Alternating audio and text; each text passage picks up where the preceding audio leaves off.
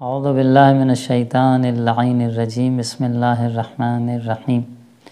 اللہم لن اول ظالم ظلم حق محمد وآل محمد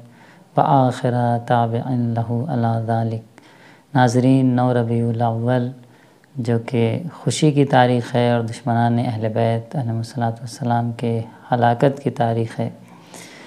اس دن کی بڑی فضیلت ہے اور اس کو مختلف نام سے یاد کیا گیا ہے۔ بحار الانوار میں حدیث ہے جو مولا کائنات سے منقول ہے، اس میں آپ نے اس دن کے لیے 72 نام تک بیان کیے ہیں کہ اس دن کے 72 نام ہیں، جس میں سے مشہور ناموں میں سے عید الزہرا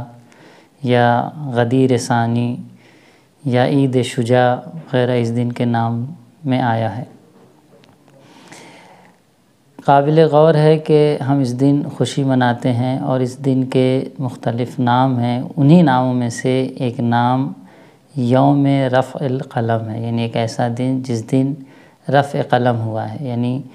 گناہوں کو، جو ہمارے گناہ ہیں وہ نہیں لکھے جائیں گے۔ یہ بہار میں روایت منقول ہے، لیکن اگر ہم دیکھیں کہ اس روایت کا مفہوم کیا ہے اور یہ روایت ہم سے کیا کہنا چاہتی ہے، تو اس میں غور کرنے کی ضرورت ہے، توجہ کرنے کی ضرورت ہے کہ علماء نے اس روایت کے مفہوم کو کیا بیان کیا ہے۔ بے شک وہ دن جس دن دشمنان اہل بیت ہلاک ہوئے ہیں اور اہل بیت کی خوشی کا دن ہے، اس کی فضیلت، اس کی اہمیت کو ہم بیان نہیں کر سکتے، اور خود اہل بیت نے اس دن کی فضیلت کو بیان کیا ہے۔ لیکن یہ جو نام ہے یوم رفع القلم، اس سے مراد کیا ہے اور اس کی وضاحت کی بھی ضرورت ہے، کیونکہ بعض لوگ اس سے ایک غلط مفہوم نکالتے ہیں کہ اس دن جو بھی گناہ کریں وہ معاف ہے، یا کوئی بھی غلط کام ہم سے سرزد ہو یا ہم انجام دے رہے ہیں تو کوئی مشکل نہیں، کیونکہ اس دن رفع قلم ہے۔ تو اس حدیث کا کیا معنی ہے اور اس دن کا اور اس لفظ کا کہ یوم رفع القلم حدیث میں آیا ہے، تو دیکھیے آیات قرآن میں تو یہ بیان ہو رہا ہے کہ فَمَن يَعْمَلْ مِثْقَالَ ذَرَّةٍ خَيْرًا يَرَهُ وَمَن يَعْمَلْ مِثْقَالَ ذَرَّةٍ شَرًّا يَرَهُ۔ جو بھی ذرہ برابر نیکی کرے گا وہ دیکھے گا، اور جو ذرہ برابر برائی کرے گا وہ بھی دیکھے گا۔ تو آیات قرآن کو دیکھتے ہوئے کبھی بھی شریعت اسلام کوئی ایسا دن قرار نہیں دے سکتی کہ ہم جو دل میں آئیں گناہ اس دن انجام دیں۔ پھر اس حدیث کا کیا مفہوم ہے؟ اس حدیث کے مختلف معنی علماء نے بیان کیے ہیں۔ ایک معنی یہ ہے کہ خود امام رضا علیہ السلام کی خدمت میں راوی آتا ہے اور پوچھتا ہے کہ یوم رفع القلم سے مراد کیا ہے، تو آپ نے فرمایا کہ یہ رفع القلم جو شیعوں کے لیے بیان ہوا ہے، کیونکہ بعض روایات میں 9 ربیع کی مناسبت سے نہیں بلکہ ایسے ہی بھی آیا ہے کہ اللہ نے شیعوں سے بعض حالات میں رفع قلم کیا ہے، یعنی ہمارے شیعہ جو ہماری ولایت میں بہت سے مظالم کو تحمل کرتے ہیں، تقیے میں زندگی گزارتے ہیں، بہت سے رنج و غم کو تحمل کرتے ہیں، بہت سی مشکلات کو تحمل کرتے ہیں، خدا ان کے بہت سے گناہوں سے رفع قلم کرتا ہے، یعنی نہیں لکھتا ہے، کیونکہ وہ ایسے ہی زندگی میں بہت سے مشکلات و مصائب و پریشانیوں میں گرفتار ہیں۔ تو ایک مفہوم تو اس حدیث کا یہ ہے۔ فرضاً اگر ہم مانتے ہیں کہ اس دن کے بارے میں یہ حدیث، کیونکہ امام نے جیسا کہ روایت میں بتایا کہ اس دن کے ناموں میں ایک نام یوم رفع القلم ہے، تو اس سے مراد کیا ہے؟ اس سے مراد یہ ہے کہ اگر اس خوشی کی تاریخ میں، جو کہ اہل بیت کی خوشی کی تاریخ ہے، عید الزہرا ہے، شہزادی فاطمہ زہرا سلام اللہ علیہا کی خوشی کا دن ہے، حقیقت میں دیکھا جائے آپ کے دل کی خوشحالی کا دن ہے، تو اس کا جو ایک صحیح معنی کیا جا سکتا ہے علماء نے بیان کیا وہ یہ کہ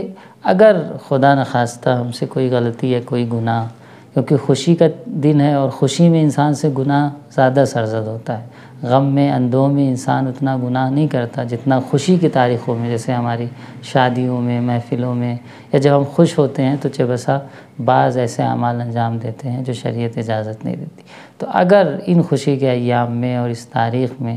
کوئی ہم سے غلطی یا گناہ سرزد ہو جاتا ہے اتفاقاً، تو ایک گنجائش ہے کہ کیونکہ خوشی اہل بیت اور اہل بیت کی خوشی کی تاریخ ہے اور ان کے خوشحالی کا دن ہے، اور ایک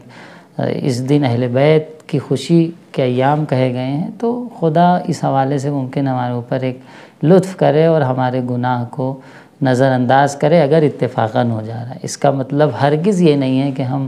جان بوجھ کر گناہ انجام دیں، معصیت انجام دیں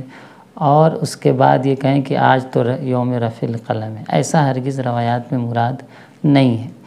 اسی طریقے سے لعن و طعن کرنے کے حوالے سے کہ ہم کس انداز میں دشمنان اہل بیت پر لعن بھیجیں، جیسا کہ ہم نے پہلا جملہ آپ کے سامنے پیش کیا کہ زیارت عاشوراء میں ہم کیا پڑھتے ہیں،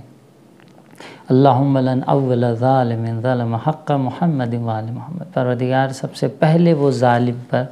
لعنت فرما جس نے اہل بیت کے پر ظلم کیا ہے اور ان کے حق کو ضائع کیا۔ اسی طریقے سے آخری اس فرد پر بھی لعنت فرما کہ جو ان کی پیروی کر رہا ان کا تابع ہے۔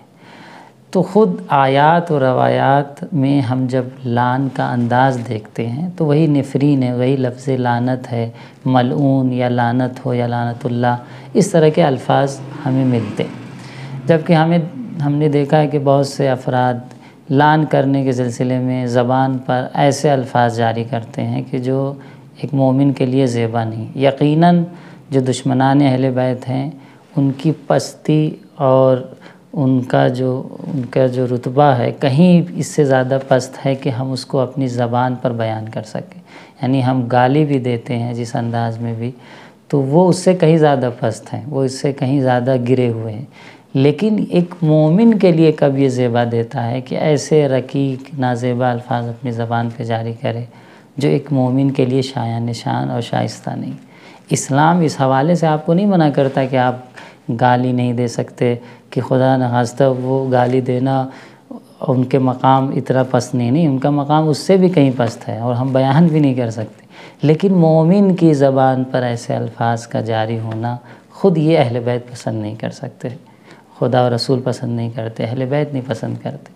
تو ہم بے شک لعن و طعن کریں، دشمنان اہل بیت کے ہلاکت کی خوشی منائیں، اور خوشی کا دن ہے، ملیں، ایک دوسرے کو مبارکباد پیش کریں۔ یہ لعن و طعن کے جو آداب ہیں، جو دستورات اہل بیت نے دیے، جو سیرہ اہل بیت میں اہل بیت نے کیسے لعن و طعن کیا،